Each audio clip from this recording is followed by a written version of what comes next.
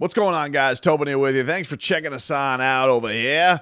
Very excited for a new Heat season to open on up. Excited to be boots on the ground at FTX Arena Wednesday night. Boots are polished up.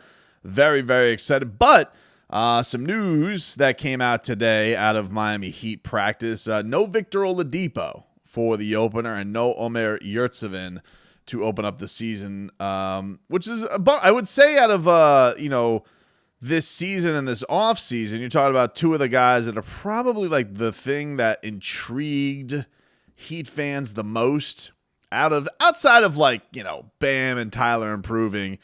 Could Omer Yurtseven actually play with him? We got like a little sneak peek of it in the first preseason game. And then Victor Oladipo. What is Victor Oladipo going to be like? They brought him back. And what is he going to get back to old Victor Oladipo? He's out here saying that he thinks he could be better than what he was. And, now we are not going to get to see the debut of it.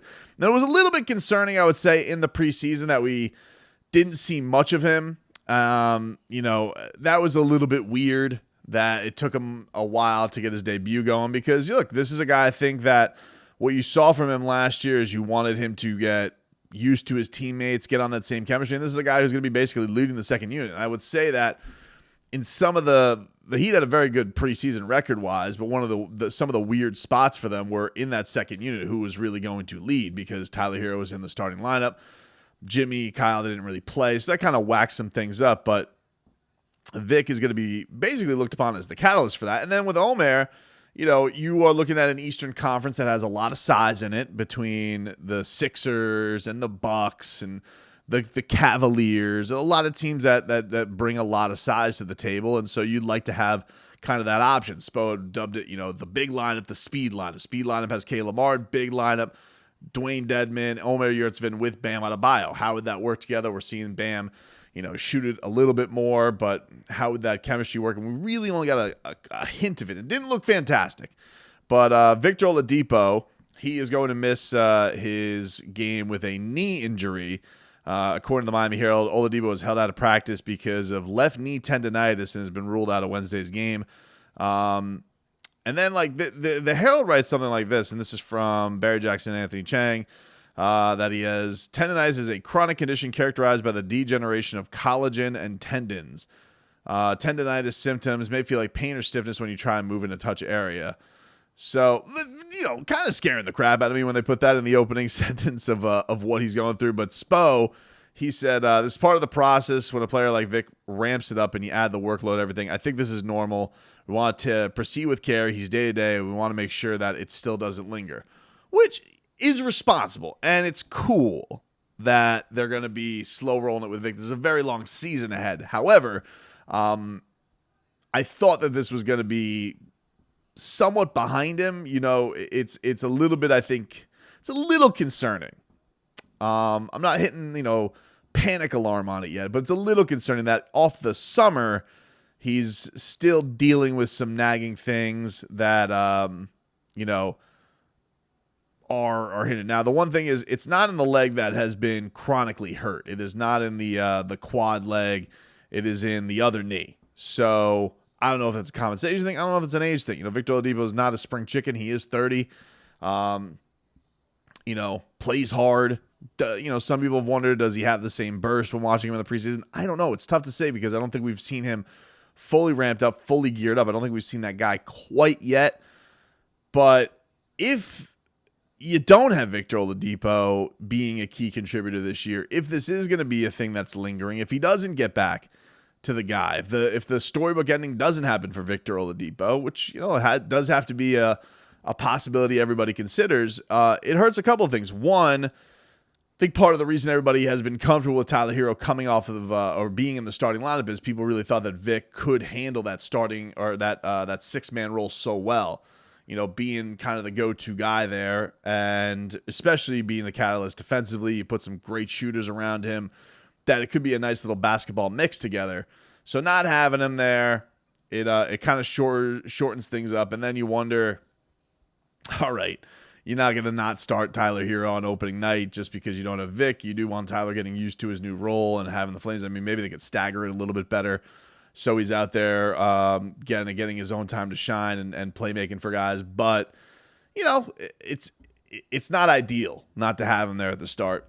Omer, it's a little less concerning because you do have Dwayne Dedman, so you kind of have somebody to step right into that role. I mean, Omer was honestly the wild card here. We didn't know what he was going to bring to the table. Know that he's worked a lot and tried to get himself right and things like that, but I wouldn't be,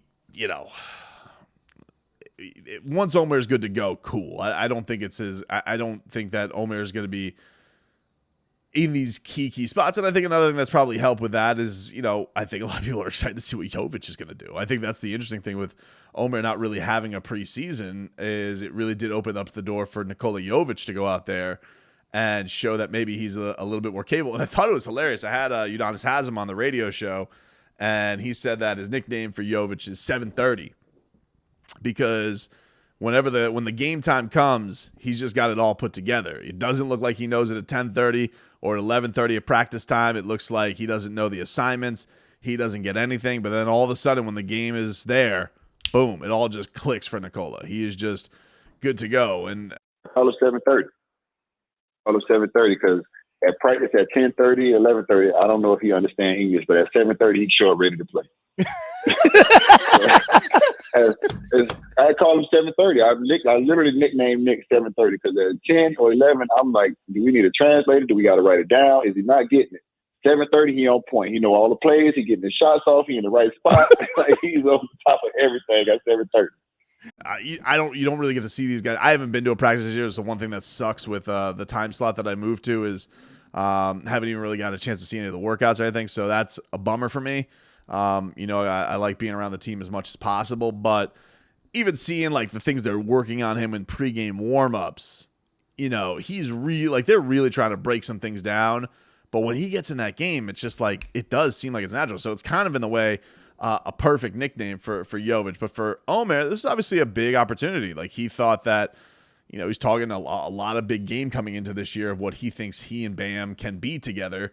In the midst of bullying teams, and he's been dealing with his ankle soreness. And he's a big dude for the last couple of weeks, and you always kind of wonder, preseason, is that big a deal? But now we're getting to the regular season, he's not ready to go. So that is a little bit concerning when it comes to his health, that it's not there yet. But I think that once he's ready, he's ready. I think they know like he's gonna have a niche role for this team. With Vic, I do think they were counting on him a little bit. Like, we got Victor Oladipo. Maybe we got the old version of Victor Oladipo coming back here. So for him not to be there, it's a little bit disheartening. It's a little bit disheartening, but it's such a long season too. I mean, they're going to have plenty of time to get him right. It's just there's something about him being out there open at night with everybody and having him in the ability. And I do think a lot of people are really rooting for him. I did feel like Heat Nation is excited. Victor Oladipo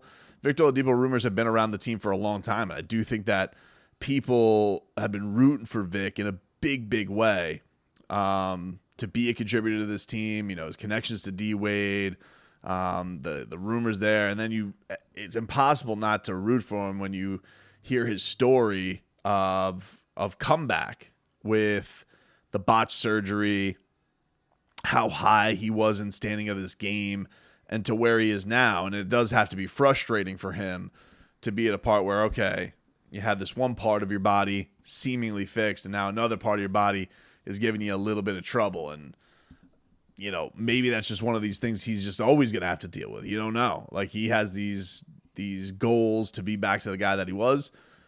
Maybe he doesn't get it, maybe it doesn't come all the way back. But even if it doesn't mean that. I think the one good thing that this year will provide Vic is, though he sees himself as, one of the best players in the game and that he can be better than he ever was. Okay, that's a cool thing to say. But let's just say it doesn't happen and physically he just can't handle that load anymore. Which, man, they did count him in some of these preseason games, and he was pretty key defensively in some of these spots, which is pretty impressive considering they were only playing in 15 minutes. That being said, being in this six-man role, being in this, catalyst of the second unit role, I really think that if there is this next chapter of Vic's career and physically he isn't ever what he was, that doesn't mean that he can't still be a very productive basketball player in this league and really contribute to winning. So that's the other element that you have to consider with this. But my God, I mean, Miami Herald, he's scaring the crap out of me with this whole, WebMD description of his knee. He's scaring me, dude. So disappointing that you won't get to see Vic and get to see Omar opening night, but still, very, very exciting that basketball is back. It was a little bit of a downer to see opening night is, Sixers versus Celtics. Like, what am I rooting for here? A blackout? Like, ugh. It's like I got to watch a bunch of Sully and Murphs and Joel Embiid falling all over the place and, James Harden flopping and flailing and PJ Tucker in a Sixers uniform. It makes me want to vomit.